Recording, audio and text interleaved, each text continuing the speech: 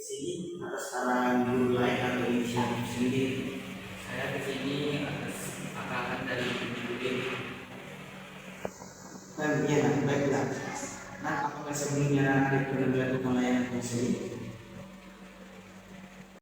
Tidak pernah Pak, ini pertama kalinya saya. Kalau baiklah, kalau begitu, nah, Bapak akan menjelaskan tentang proses konseling.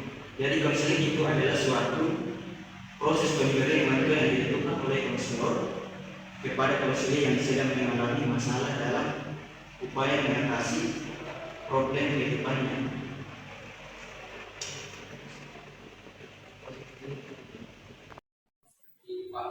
Ya, nah, seperti itu. Nah, ada juga tidak terlalu dalam proses konseling ini.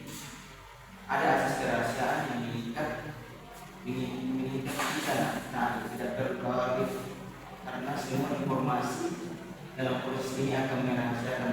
Ada juga asas keterbukaan, yaitu ada harus mengungkapkan masalah yang dialaminya secara lebih jujur, serta ada juga asas kesukarelaan, yaitu harus yang menghendaki adanya kesukaan dan kerelaan untuk mengikuti atau menjalani layanan ini tanpa paksa. Itu adalah asas yang mengikat kita dalam proses ini. Jadi ada tidak perlu ragu. Syukur rasanya mendengar penjelasan dari Bapak. Jadi saya merasa juga untuk mengungkapkan apa masalah yang saya hadapi. Alhamdulillah. Masalah apa yang Anda hadapi? Sebenarnya saya kedapatan bermain HP saat pelajaran berlangsung oleh ibu Pak. Baik, nak Bapak mengerti, Bapak senang mau membicarakannya. Namun sebelum kita diskusi lebih lanjut, ada hal yang perlu disampaikan, bahwa pertemuan ini memiliki prosedur yang membantu Ade dalam menemukan solusi dan masalah atau keluhan yang sedang Ade hadapi. Bapak percaya bahwa Ade memiliki solusi untuk masalah tersebut. Hanya saja perlu dijelaskan agar solusi itu benar-benar dapat diterapkan dalam keseharian Ade. Oleh karena itu, peran Bapak di sini adalah membantu memperjelas solusi yang akan ditempuh untuk menyelesaikan masalah Ade. Bagaimana? Ya Pak, semoga saja saya dapat solusi yang baik.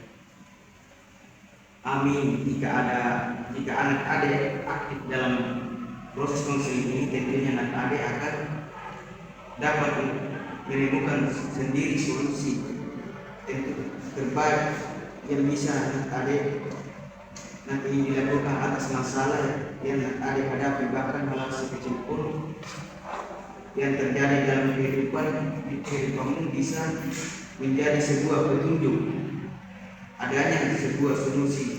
Jadi santai saja, setiap masalah pasti ada jalan keluarnya. Ya Pak, saya sangat mempraktikkan itu. Oh ya, sebagai sebuah prosedur layanan ini memerlukan sekitar 3-4 kali pertemuan, yang setiap pertemuan ini memerlukan waktu sekitar 20 menit.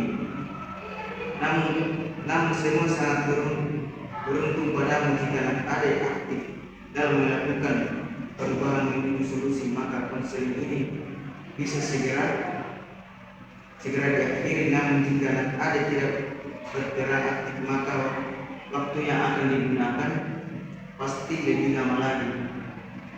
Ya Pak, saya akan berusaha. Bagus sekali, Bapak sangat senang mendengarnya.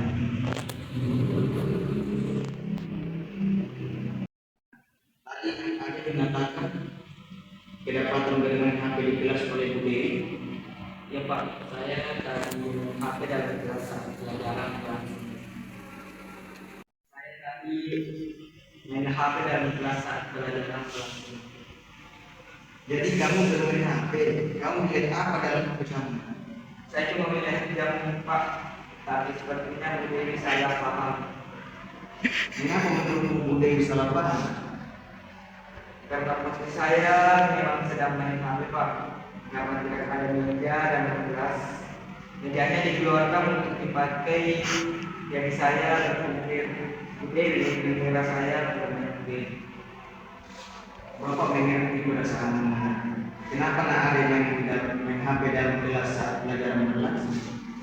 Karena saat itu saya mau melihat jam Pak, saya diam-diam membawa HP ke sekolah. Jadi nak ada yang bawa HP dan menyembunyikannya. Iya Pak, betul sekali. Tentu mengetahui bahwa ada yang membawa HP ke sekolah.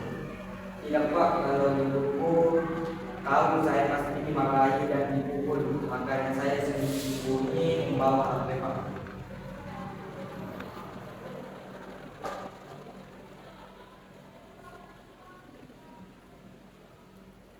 Oh, jadi nak ada yang menyembunyikan karena takut dimarahi. Iya Pak, ibuku sangat galak cerai dari ayahku. Ibuku sering sekali memarahiku pada saat saya. Ibuku sangat galak sejak cerai dari ayahku. Ibuku sering sekali memarahiku. Saya anak tunggal Pak, jadi di rumah hanya ada kami berdua. Kadang ketika saya tidak cuci piring, ibuku memarahi Pak sambil memaki-maki saya. Bapak memahami perasaan anak adik. Apakah ibu pernah mengatakan mengapa sampai dia berbuat demikian? Ibuku biasa berkata karena saya anak laki-laki Pak, jadi harus bisa mengerjakan pekerjaan rumah untuk bantu ibu karena dia bekerja dari rumah.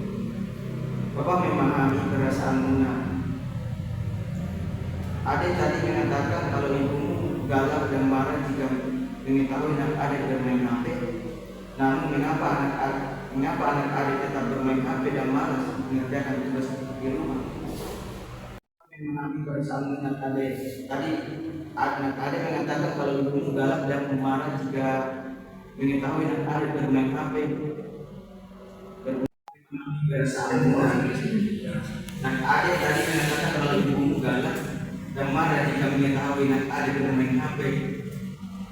Namun mengapa anak adik tetap bermain HP dan malas mengerjakan tugas di rumah?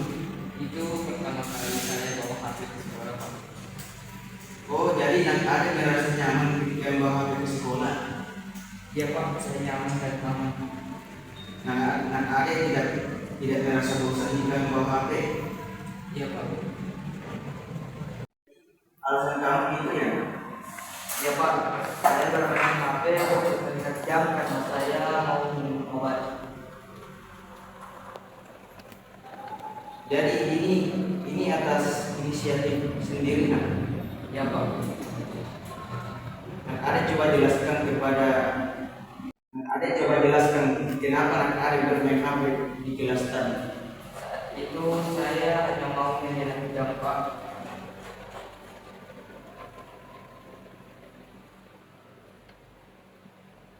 Oh, seperti itu ya. Iya Pak. Ada diketahui bahwa anak adik melanggar peraturan dan tata tertib sekolah. Iya Pak, saya mengetahuinya. Perilaku yang anak adik lakukan itu disebut melanggar aturan sekolah.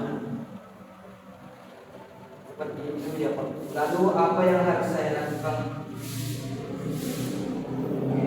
Baiklah, Bapak akan menjelaskan mengenai teknik kontrol. Teknik ini dapat membantu anak adik untuk menghentikan perilaku buruk. Teknik ini berfokus pada pembangunan kemampuan diri anak adik mengendalikan pikiran, perasaan, dan perilaku. Bagaimana cara melakukannya Pak? Langkah pertama, anak adik yang mengidentifikasi pemicu yang menyebabkan perilaku menyimpang. Pemicu ini bisa berupa situasi emosi dan pikiran. Saat saya bermain HP, saya merasa nyaman Pak. Anak adik sudah mampu mengidentifikasi situasi emosi yang munculnya perilaku itu. Sekarang langkah kedua, buatlah rencana mengatasi pemicu tersebut. Rencana ini bisa berupa strategi untuk mengalihkan perhatian, mengatasi emosi, atau mengubah pemikiran. Seperti, cobalah untuk mengalihkan perhatianmu, kamu bisa melakukan hal-hal yang lebih positif lainnya. Sepertinya saya tidak boleh bermain HP di kelas ya. Bagus sekali, nah, kamu sudah bisa memikirkan rencanamu. Kamu masih bisa menambah strategimu lagi, nah. Langkah ketiga, latihan secara rutin untuk meningkatkan efektivitas. Semakin sering kamu berlatih, semakin mudah bagimu untuk mengembalikan diri. Seperti itu ya Pak. Saya akan memikirkan strategi apa saja yang akan saya lakukan. Terima kasih Pak. Saya akan mencoba untuk melakukan teknik self control ini. Bagus sekali ya, adik. Bapak suka dengan semangatmu.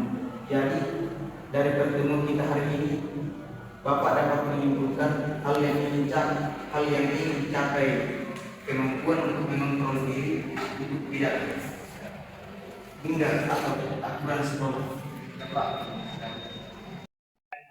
sangat senang dalam pembicaraan kita tadi. Sudah jelas bahwa anak adik telah melalui banyak hal dan sangat terkesan bahwa anak adik datang ke sini hari ini untuk bercerita kepada Bapak. Kesediaan anak adik untuk berada di sini hari ini menunjukkan bahwa anak adik adalah anak yang ingin melakukan hal yang benar.